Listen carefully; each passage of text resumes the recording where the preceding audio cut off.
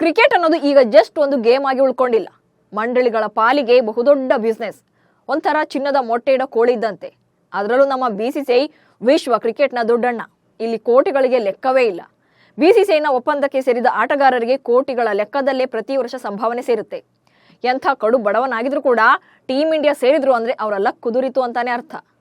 ನಮ್ಮ ಭಾರತದ ಆಟಗಾರರ ಅದೃಷ್ಟವೇನೋ ಹೀಗಿದೆ ಸರಿ. ನಮ್ಮ ಪಕ್ಕದ ವೈರಿ ರಾಷ್ಟ್ರ ಪಾಕಿಸ್ತಾನದಲ್ಲಿ ಆಡುವ ಕ್ರಿಕೆಟಿಗರ ಕಥೆ ಏನು ಅಂತ ನಿಮ್ಗೆ ಅನಿಸ್ಬೋದು.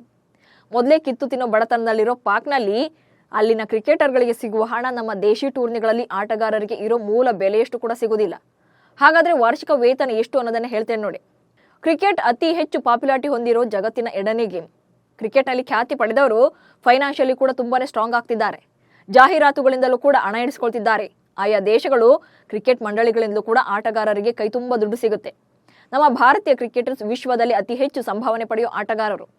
ಇನ್ನು 4ನೇ ಶ್ರೀಮಂತ ಕ್ರಿಕೆಟ್ ಮಂಡಳಿ ಎನಿಸಿಕೊಂಡಿರುವ ಪಾಕಿಸ್ತಾನ ಎ, ಬಿ, ಸಿ ಮತ್ತು ಡಿ ಮಾದರಿಯಲ್ಲಿ ಆಟಗಾರರೊಂದಿಗೆ ಒಪ್ಪಂದವನ್ನು ಮಾಡಿಕೊಂಡು ವಾರ್ಷಿಕ ವೇತನವನ್ನು ನೀಡ್ತಾ ಇದೆ. ಆದರೆ ನಮ್ಮ ಭಾರತದ ಆಟಗಾರರ ರೀತಿ ಕೋಟಿಗಳ ಲೆಕ್ಕದಲ್ಲಿ ಅಲ್ಲ, ಲಕ್ಷದಲ್ಲಿ ಸಿಗುತ್ತೆ. 1 ಜುಲೈ 2023ರಿಂದ 2026 ಜೂನ್ 30ರವರೆಗೆ ಪುರುಷರ ಒಪ್ಪಂದದ ಪಟ್ಟಿಯಲ್ಲಿ ಆಟಗಾರರು ಪಡಿತಾ ಇರುವ ಸಂಭಾವನೆ ಬಗ್ಗೆ ಪಿಸಿಬಿಎ ಮಾಹಿತಿಯನ್ನು ಹಂಚಿಕೊಂಡಿದೆ. ಪಾಕಿಸ್ತಾನ ಕ್ರಿಕೆಟ್ ಮಂಡಳಿಯ ಎ ವರ್ಗದಲ್ಲಿ 3 ಸ್ಟಾರ್ ಆಟಗಾರರಾದ ಬಾಬರ್ ಅಜಂ, ಶಾಹಿನ್ ಶಾ ಅಫ್ರಿದಿ ಮತ್ತು ಮೊಹಮ್ಮದ್ ರಿಜ್ವಾನ್ ಸೇರಿದ್ದಾರೆ. ಇವರು ಪಾಕಿಸ್ತಾನಿ ರೂಪಾಯಿ 4.5 ಮಿಲಿಯನ್ ವಾರ್ಷಿಕ ವೇತನವನ್ನು ಪಡಿತಾರೆ.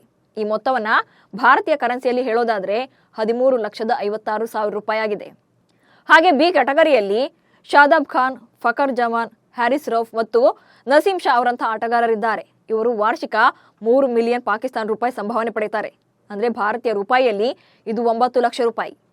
ಸಿ ಮತ್ತು ಡಿ ವರ್ಗಗಳಿಂದ ಆಟಗಾರರು ಪಾಕಿಸ್ತಾನಿ ರೂಪಾಯಿ 1.5 ಮಿಲಿಯನ್ ಅಂದ್ರೆ ಇಂಡಿಯನ್ ಕರೆನ್ಸಿ ಪ್ರಕಾರ 7.5 ಲಕ್ಷ ರೂಪಾಯಿ ವೇತನ ಪಡ್ಕೊಳ್ತಿದ್ದಾರೆ. ಒಂದು ಕಾಲದಲ್ಲಿ ಕ್ರಿಕೆಟ್ ಫೀಲ್ಡ್ ನಲ್ಲಿ ಸ್ಟಾರ್ ಪ್ಲೇಯರ್ಸ್ ಮತ್ತು ಸಾಲು ಸಾಲು ವಿಕ್ಟರಿಗಳನ್ನ ಪಡೆಯುತ್ತಿದ್ದ ಪಾಕ್ ತಂಡ ಈಗ ಸೊರಗಿ ಸೋರೆಕಾಯಿ ಅಂತಾಗಿದೆ. ಈಗಷ್ಟೇ ಕ್ರಿಕೆಟ್ಗೆ ಕಾಲಿಟ್ಟಿರೋ ಶಿಶುಗಳ ಮುಂದೆಯೂ ಕೂಡ ಸೋಲೊಪ್ಪಿಕೊಳ್ತಾ ಇದೆ. ಇತ್ತೀಚೆಗೆ ಇತಿಹಾಸದಲ್ಲಿ ಇದೇ ಮೊದಲ ಬಾರಿಗೆ ತನ್ನದೇ ನೆಲದಲ್ಲಿ ಬಾಂಗ್ಲಾದೇಶದ ವಿರುದ್ಧ ಟೆಸ್ಟ್ ಮ್ಯಾಚ್ನಲ್ಲಿ ಕ್ಲೀನ್ ಸ್ವೀಪ್ ಆಗಿ ಮುಖಭಂಗವನ್ನು ಅನುಭವಿಸಿದೆ. ಒಟ್ನಲ್ಲಿ ಪಾಕಿಸ್ತಾನ ದಿವಾಳಿಯಾಗಿ ವರ್ಷಗಳೇ ಕಳೆದಿವೆ. ಜನಸಾಮಾನ್ಯರಿಗೆ 3 ಹೊತ್ತಿನ ಊಟ ಕೂಡ ಸಿಗ್ತಾ ಇಲ್ಲ. ಇಂಥ ಪರಿಸ್ಥಿತಿಯಲ್ಲಿ ಅಲ್ಲಿನ ಸ್ಟಾರ್ ಆಟಗಾರರಿಗೂ ಕೂಡ ಕಡಿಮೆ ವೇತನ ನೀಡ್ತಿರೋದ್ರಲ್ಲಿ ಅಚ್ಚರಿಯೇನೂ ಇಲ್ಲ.